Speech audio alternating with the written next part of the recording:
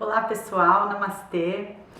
Hoje eu vim falar com vocês a respeito de um assunto que pode ser um pouco, como é que eu vou dizer assim, melindroso para algumas pessoas, porque se trata de dinheiro, né? E falar sobre dinheiro é quase como falar sobre religião, política ou futebol, né?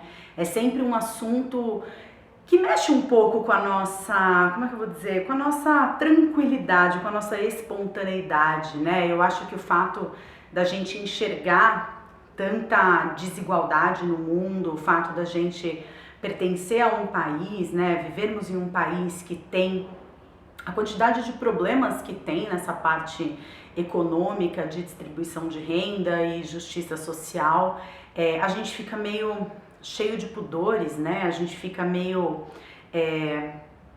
incomodado na hora de falar sobre isso. E ao mesmo tempo, eu vejo pelo número de pessoas que me procura o quanto o desejo de abundância financeira, não necessariamente pelo desejo de você olhar na sua conta e ver ali milhares de reais sendo somados, mas o desejo de abundância financeira para a realização dos nossos sonhos, o quanto isso é uma constante e é um tema presente no imaginário de muitas pessoas. E eu tomei a iniciativa de vir aqui falar sobre esse assunto porque eu tenho presenciado e tenho vivido algumas situações, observado algumas pessoas e alguns comportamentos que eu acho que talvez seja interessante e sirva para vocês também. Uma coisa que eu acho que é muito importante de falar sobre esse assunto é a quantidade de crenças que a gente carrega a respeito de dinheiro, né? Se a gente for parar para pensar, desde coisas mais simples, como por exemplo, dinheiro é sujo, né? Que vem de uma percepção de que o dinheiro passa na mão de muita gente, então você mexe com dinheiro, você não põe a mão na boca, você não sabe de onde veio aquela nota, você não sabe por onde andaram as mãos que manusearam ali aquele papel. Por outro lado, para o nosso inconsciente, que é extremamente burro, né? Ele é extremamente literal. O que fica registrado é dinheiro é sujo, né? Então, algo que é sujo, eu quero distância. Ou então, uma outra frase, como por exemplo, dinheiro não traz felicidade, né? E evidentemente eu não tô aqui nem defendendo a ideia de que a gente tenha que lamber a nota de dinheiro e nem defender a ideia de que o dinheiro compre a felicidade, mas se eu acredito firmemente, se eu repito muitas vezes essa frase de que dinheiro não traz felicidade, de alguma forma isso fica marcado no meu psiquismo como, então ele não é importante na minha caminhada rumo à felicidade, o que não é verdade.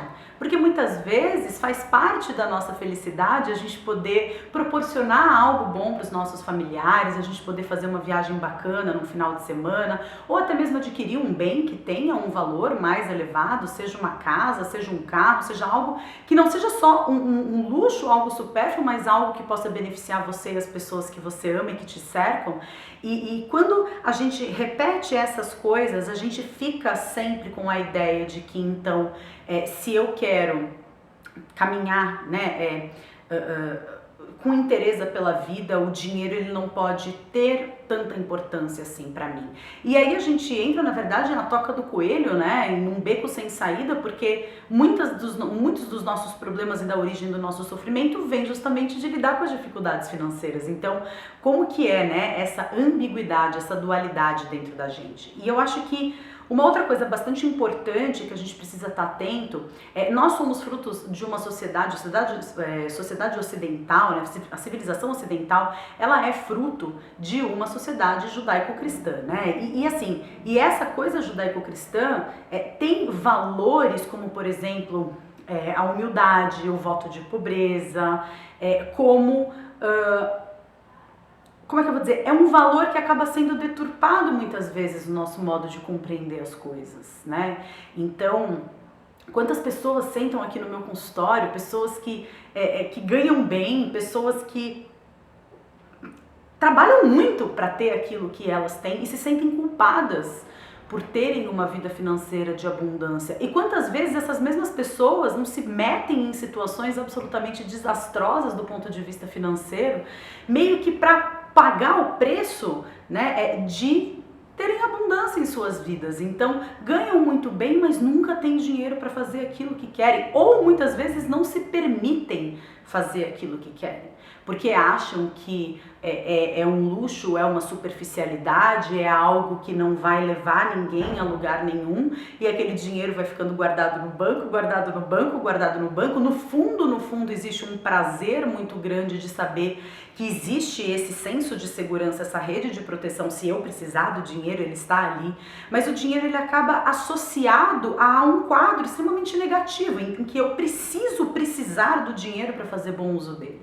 E o que acaba acontecendo é que essas pessoas, elas se endividam, elas se prejudicam, ou elas estocam o dinheiro na conta corrente ou num investimento, numa poupança, e deixam de contribuir para que a abundância flua para outras pessoas também. Porque quando você vai numa loja comprar um vestido, quando você vai numa loja comprar algo do que você precise ou simplesmente você queira, você está contribuindo para que a abundância flua. Eu não estou falando aqui para sermos consumistas, capitalistas, ensandecidos, comprando tudo aquilo que a gente vê na frente. Eu tô falando de pessoas que têm dificuldade de lidar com esse assunto. Eu recentemente presenciei duas situações que eu acho que seja interessante aqui compartilhar com vocês. Evidentemente não vou falar o nome dos envolvidos, mas algumas semanas atrás, né, eu tava conversando com uma pessoa que tá tendo muita abundância financeira na vida dela, né? Ela tá tendo e não tá caindo do céu, né? Essa pessoa tá trabalhando muito para conseguir essa abundância financeira. Vem se dedicando há muitos e muitos anos à realização de um sonho que que envolve fazer o bem para outras pessoas, e vem sendo remunerada para isso. E ela com isso conseguiu comprar uma casa, conseguiu comprar um carro, conseguiu proporcionar para a família dela coisas que são boas e coisas que ela sempre quis proporcionar para a família dela. E aí numa determinada situação a gente estava procurando um lugar para comer, e essa pessoa virou e falou: não, mas aqui é muito caro, vamos ali que a gente vai economizar R$30, né? E aquilo pegou mal para mim, porque eu falei: puxa vida, com tanta abundância, né? Que crença limitante é essa que impede que essa pessoa desfrute dessa abundância? Quer dizer, para proporcionar algo para a família, para comprar um carro, para comprar uma casa ou para fazer uma viagem grandiosa, esse dinheiro serve, mas para ter um almoço, para ter uma refeição, R$25, né? R$30 foram economizados ali, e para mim, eu senti o meu coração bem apertado nesse momento, e na primeira oportunidade que eu tive, eu conversei com essa pessoa a esse respeito, falando, né, pensa bem qual é o recado que você está passando para o universo com relação ao dinheiro. Né? Você está passando a impressão e o recado para o universo que você está sintonizada com a abundância ou com a escassez? Porque parece que é a escassez.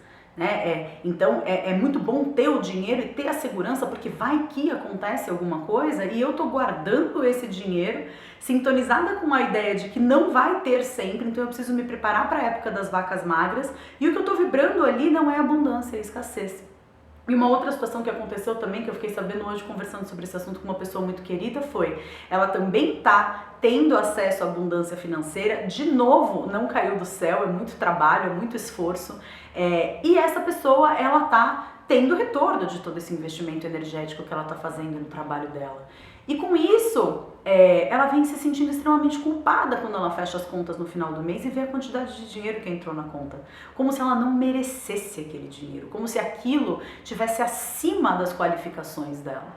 E um comportamento que ela teve foi exatamente esse: eu vou comprar alguma coisa.